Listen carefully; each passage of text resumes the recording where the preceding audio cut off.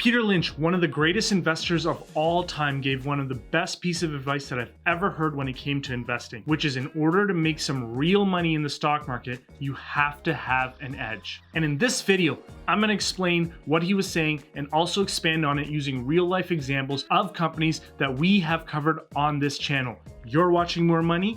Let's get it.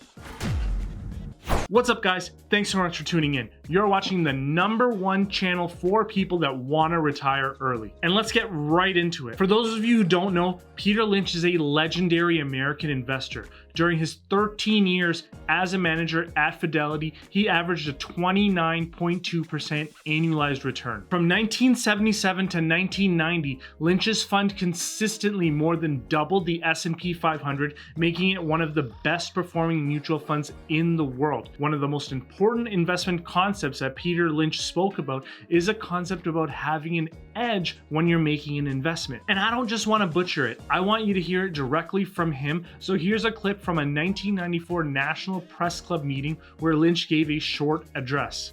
You need an edge to make money too. People have incredible edges and they throw them away. I'll give you a quick example of SmithKline. This was a stock that had Tagamet.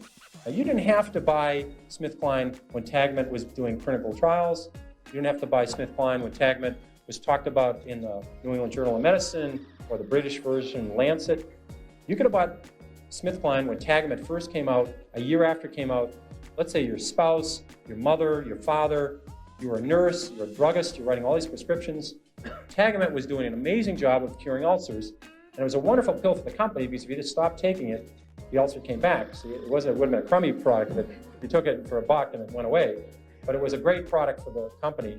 But you could have bought it 2 years after the product was on the market and made 5 or 6 times your money. I mean, all the druggists, all the nurses, all the people, millions of people saw this product. And they're out buying oil companies, or drilling rigs, It happens. There's lots of ways to make money in your own industry. You can be a supplier in the industry, you can be a customer. This thing happens in the paper industry, it happens in the steel industry. It doesn't happen every week, but if you're in some field, you'll see a turn, you'll see something in the publishing industry.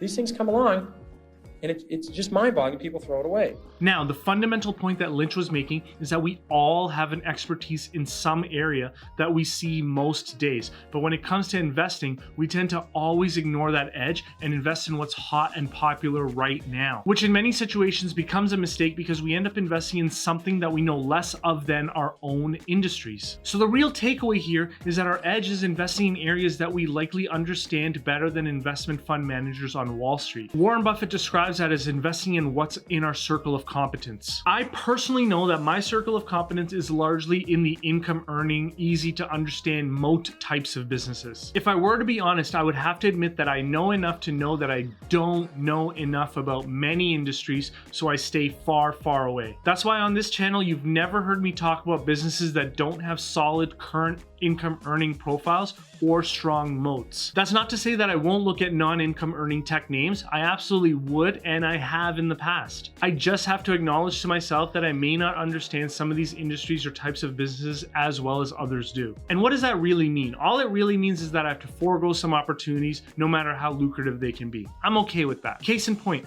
I did not understand the major banks in 2011. So despite buying Bank of America at $6 or so per share, I had to sell because I was forced to admit to myself that I didn't understand the business and was only buying it because Warren Buffett was buying it. And at the time, this was around 10 years ago, I felt really embarrassed to myself that I ended up making an investment where I purchased it primarily because a super investor bought it and not really because I understood all the risks. So I was buying it for the wrong reasons, as we should never buy a company because some expert that we respect has purchased it. That is a mistake even professionals make, which is why I reiterate over and over and over again, you should not be buying Alibaba because Charlie Munger is buying it. You really need to understand the company and the risks associated with investing in China. Guys, tell me in the comments, what are your circle of competence areas and what aren't. I really want to know what kinds of companies this community follows. Also, please note that the best investment that you can make is by smashing that like button. It really helps YouTube know that this channel provides valuable content, and thus they'll share it with more viewers. And I really think that communities like ours are needed to shine on YouTube because there's just too many creators here that hype stocks but don't do real research. And so channels like this serve a greater overall purpose to the overall conversation about investing because we focus on doing real research and not taking excessive risks. And all you really have to do is read the comments to see how smart the investors are that watch this channel. So let's keep it going. Okay, so to bring this all home, that whole circle of competence concept ties in with the very first of the Warren Buffett process questions that we always go through on this channel when we look at a company. And that is it a simple and easy to understand business model? If we have an edge on an industry and really understand it, this question will always be a huge yes. Now, here's what I would like to add on to Peter Lynch's thought process, which is that we don't just potentially have an information edge over investment fund managers, we also have a second type of edge. And what exactly is that edge? No, not that edge. Our second edge is that we don't have anyone to answer to. Let me explain. Fund managers have boards, investors, and comparisons among competitor funds to think about. This naturally makes them less risk averse and prone to sticking to investing in only those companies that the boards and their investor clients would be okay with. This also forces them to become more closely tied to the movements of the index that they are being compared against as a whole, because the price of significantly underperforming the index is losing their jobs, while the price for marginally performing at the index level is sustained employment. Remember, the purpose of an investment fund is not exactly to substantially outperform their competition. The purpose is to perform well enough relative to the index to attract and retain clients. So they have little incentive to venture out into names of companies that have a bit of an odor to them at the moment, as the risk of being wrong and substantially underperforming their peers is high. This is where we get our edge. We get our edge from being able to venture into areas where professional investors may want to temporarily stay away from. See, fund managers will stay away from names that lack favor. For example, the companies in question could be dealing with the threat of lawsuits, potential political interference, a potential industry decline, or a million different other threats which turn off the institutional investors. And since fund managers don't want to have large losses in their portfolio, they would rather just not invest in companies that have these types of issues going on until they get more clarification, as it could prove deadly to their careers. Well, we home gamers don't have anyone to answer to, which is great because we can jump into these types of opportunities which have proven to provide the highest returns. This is exactly what Warren Buffett has done in his whole career and has knocked it out of the park. To help you understand this point a bit further, let me give you some examples of stocks that we have discussed on this channel and the specific edge that we gained on these companies as a result. So early in this year, we did a complete analysis over Facebook and noted that the company was still growing despite their lower valuation. The problem that Facebook faced was the threat of potential legal liabilities from politicians or further regulation. Facebook is always in the news as politicians like to attack Facebook for their party's shortcomings. The fear at one point got so great that the stock dropped from around $200 a share down to the $130 per share mark. Now, personally, I did not care one bit and invested in the name at the time and was subsequently rewarded. We ran into a second situation in early 2021 where the valuation did not keep up with its growth, and there was some hesitancy with potential legislation coming from Australia. So the institutional guys stayed out. We noticed that there was a bit of hesitancy and we bought it again, and we were rewarded for it. That was our edge.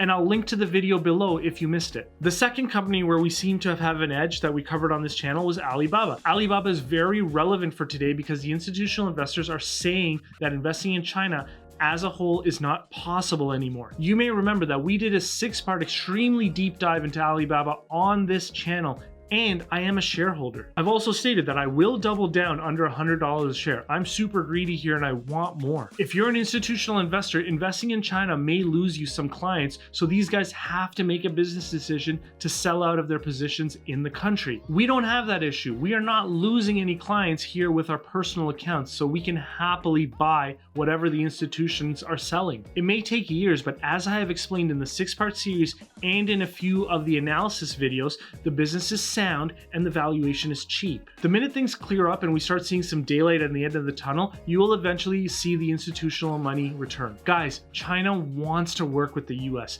It is in their citizens' best interest to have strong working relationships with all developed nations, despite what the North American media will tell you. So we are not buying into the negative hysteria surrounding the name, and we will continue to hold this name and look to buy more if we can get the right price. Now, the third opportunity that I want to cover is LGI Homes and Dreamfinder Homes. You may remember that on this channel, we have covered 2 home builders, LGI Homes back in the beginning of the year and Dreamfinder Homes more recently. Investors are concerned with housing growth slowdown post-COVID. I respectfully disagree. I really think that there's a national shortage of homes due primarily to the increased demand outside of the big cities that the new post-COVID economy has created. Working from home has changed the work culture and has helped us address one of the biggest problems facing the middle class today, housing affordability. In order to attract and retain the best talent, employers are now realizing that they have no choice but to allow younger workers and those with young families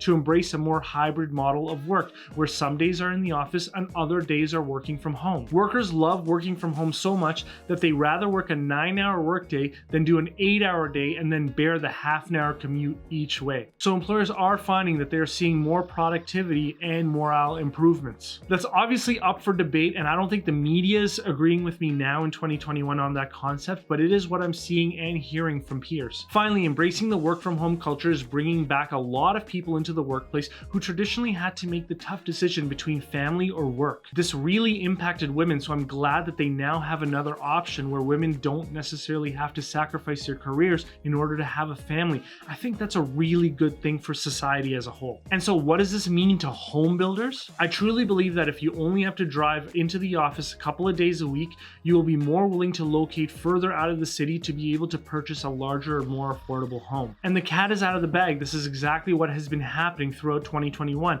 Will it continue to happen once COVID is completely over? I tend to think so. Other investors don't. But of course, I will trust my own judgment over that of a boomer millennial fund manager who hasn't had to deal with an insanely inflated real estate market right after graduating with excessive levels of student debt in the middle of a generational recession. So despite all the news articles coming out saying the contrary, you can miss me with the concept that the world is going to be going back to exactly what it was prior to COVID. It's not happening, guys. And guess what? We are in one of the worst ever hiring markets, as the fight for highly skilled talent has never been higher. So employers are going to have a tough time putting the cat back in the bag and forcing people to be back in the office. Now, the main risk that institutional investors see here is that if the market declines, which it very well can, home builders will be stuck with expensive inventory that they can't sell. This is a risk that's more prevalent with the larger tract home builders and not specifically a risk with the smaller spec builders, which have substantially less risk, if any at all, because they own less inventory. So our edge is twofold here. One, I believe, is an informational edge,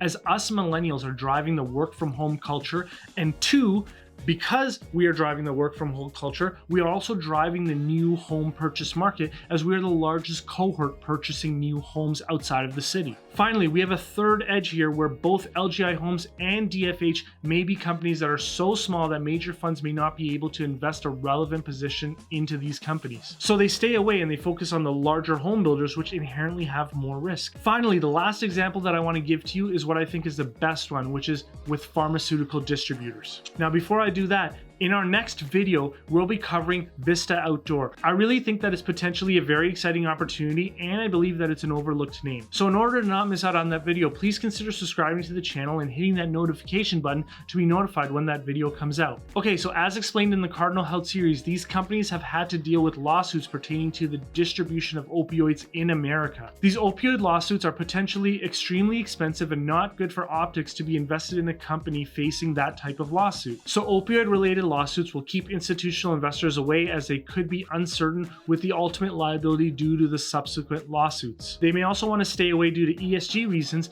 as they would not want to appear like an unethical fund that profited off of the opioid epidemic in America. This is a similar reason why some funds stay away from gun manufacturers, oil companies, and cigarette companies. Our edge is that we believe that the liability is quantified, which we subtracted from the valuation that we did in the videos that we released on Cardinal Health. Also, we don't have clients to judge us, so we need not worry about that.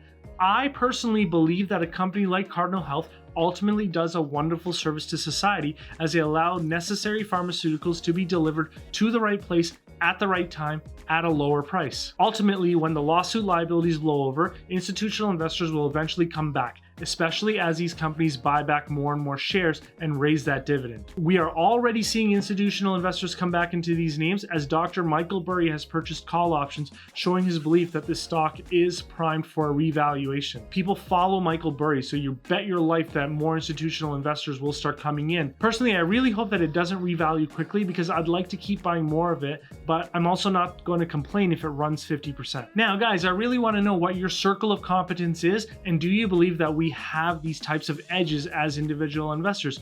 Also, what else did I miss? Let me know in the comments below. Thank you guys for watching, and I'll see you later.